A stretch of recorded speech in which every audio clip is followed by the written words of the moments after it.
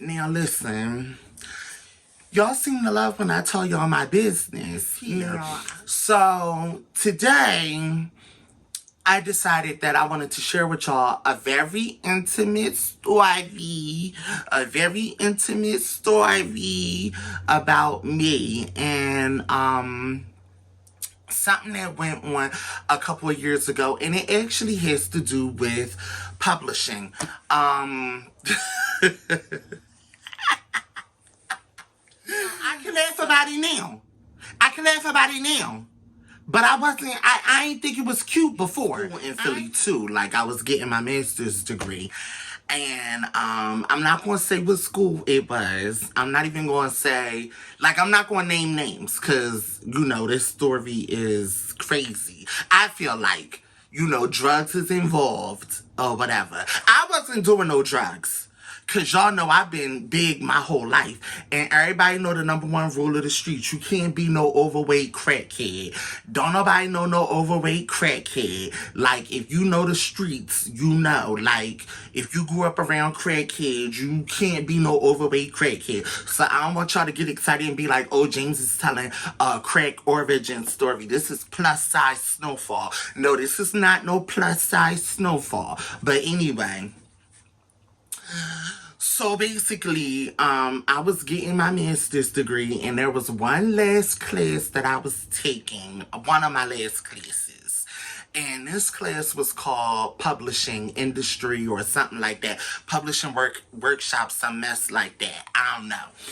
And I was in the class with, like, two of my girls. One of them, her name was Alicia, and then the other one was my homegirl, Barbara Ellis. What's up, Barbara? And so we took that class with the teacher was a mentor, still is somewhat. I was excited about taking this particular class because in the class there was going to be a guest speaker who was going to come and teach us how to do book proposals, nonfiction book proposals, and she was going to give us a critique.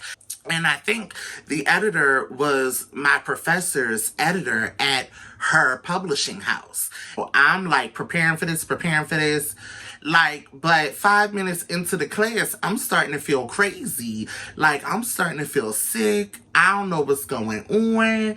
And y'all, I get sick and I gotta go to the hospital. And I mentioned Barbara Ellis because Barbara, that's my girl, and I don't want to get emotional. Y'all know I don't get emotional, but let me tell y'all something about Barbara. Barbara dropped everything and went to the hospital with me just to sit with me. I bring that up because now that I live in New York, Barbara still lives in Philadelphia. Well, outside of Philadelphia. And Barbara still will travel, like, for my serious doctor's appointments. Barbara will still travel to New York just to hold my hand. And I don't even ask Barbara to do that. Barbara will be like, what you got going on? Okay, bitch, I'm coming to get you, period. Boom, boom, boom. Cack, cack, cack. And so, Barbara, that's my real friend. But I bring this up because I missed the first session. And so what happened was I ended up burying myself in the library, and I was nervous because I didn't know if there was a proposal that she wanted the students to turn in that would look different from mine or whatever. Everybody's talking about how mean this editor was and how sarcastic she was. So as she's ripping everybody's book proposals apart, I'm waiting for her to come to me. So then I'm last, and as she comes to me, in my mind I'm thinking, all right, perfect. I've been waiting to cuss somebody out all day. Make my day. I ain't cussed somebody out since yesterday. Oh, but then she comes up and she's like, the only proposal who I thought was flawless. And then she puts mine on the projector. Stop. And so now I got Alicia saying stuff under her breath. Now Alicia's like, I know that's the fuck right, bitch. Period, bitch. Fuck them, bitch. Right, bitch. Period. And I'm like, girl, shut up. Stop. You hyping me up. Don't do that. You can't be me. Stop. You stop. Shut up, bitch. And in my head, I'm thinking, ooh, right, yeah, period. You know what? And some of the white people in the class is getting mad because some of them didn't like me anyway. And I ain't like some of them either now, but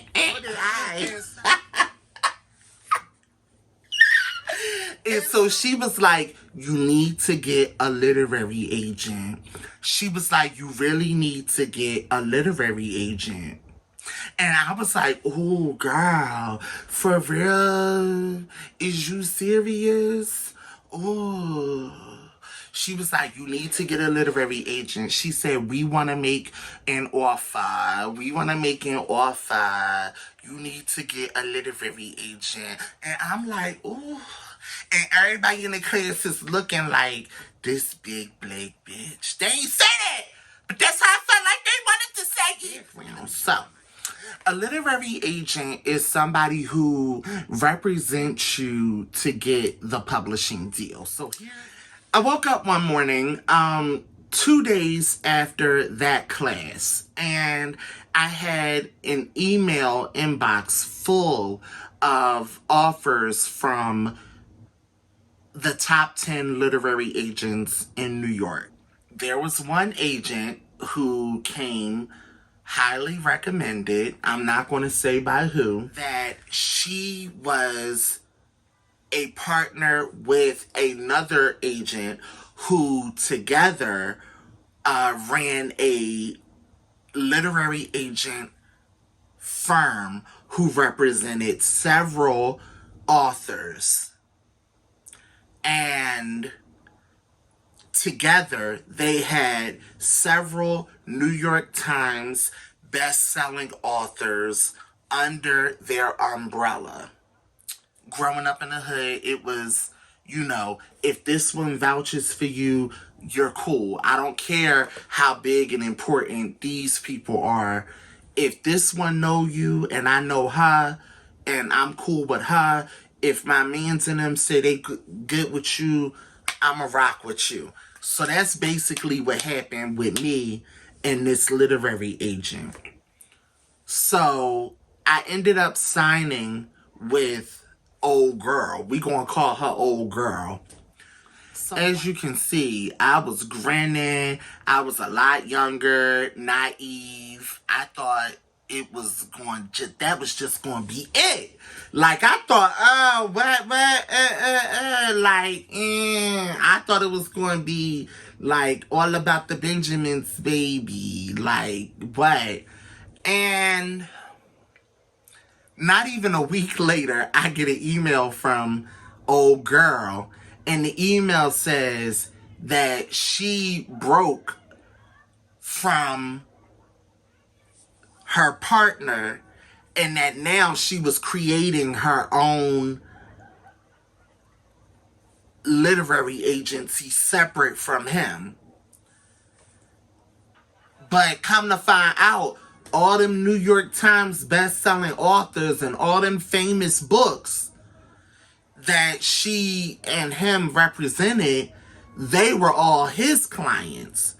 And the only client she had was the person I'm cool with and me. So I'm already looking at you sideways because I'm like, you know, that was a little funny. So the first thing she does is she tells me, if this publishing house is interested in you and they want to sign you, then that means other publishing houses will be interested in you. So we should forget them and get a bigger contract for you. Red flag number one. I just let that publishing opportunity fall by the wayside. Then she takes my book proposal and she says, your book proposal needs a lot of work, But the biggest thing your book proposal needs work with is making it more inclusive. Everybody needs to be able to identify with it, not just black people. And I thought to myself, I knew it wasn't right, but I said, hey, she knows the industry. She knows better than me. I gotta rock with her. So I rocked with her. I let her change it into something that I didn't even recognize. And after I made those changes, I let her take that proposal and pitch it to all these new publishers. 6 months later, I didn't hear from her. 6 months turned into 9 months. I didn't hear from her. One day, I'm in Target, because by now, I done graduated. I see the other author who old girl represents. And I say, hey, such and such. What's up with old girl? Where's she at? I ain't seen her. She says to me, James, I think old girl's still in rehab. Not rehab. Not rehab. Rehab? Child, she done took my book down to the crack house. Rehab? My face got tore up like, girl, everybody's a crackhead now. Everybody is a fiend. Fiend. How many of us have them? Fiend. Ones we can depend on. Fiend. And then the next day, I get an email from old girl saying, hi. It's been a long time. I hope you're well. Sorry, it's been so long. Here go. I did pitch your book. All these places rejected you. And here go the rejections. And I'ma drop you from my firm. But it was nice knowing you. Girl. Girl.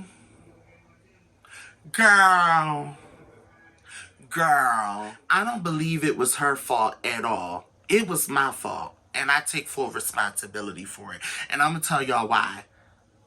I dishonored every one of the ancestors whose shoulders I stood on to get me into the doors I got into. And if I could so easily be swayed to change the concept of an idea that was blessed by God and by my ancestors, then I didn't deserve whatever was going to come my way that was good to begin with. I don't care what I've been through that was bad. Throughout that whole process, I don't think I consulted God and prayed about it once. And you see me, I knew better because I prayed about everything. If you're going to put pen to paper, do so unapologetically. And don't let anybody tell you what it's supposed to be. Because if you're willing to compromise, don't do it.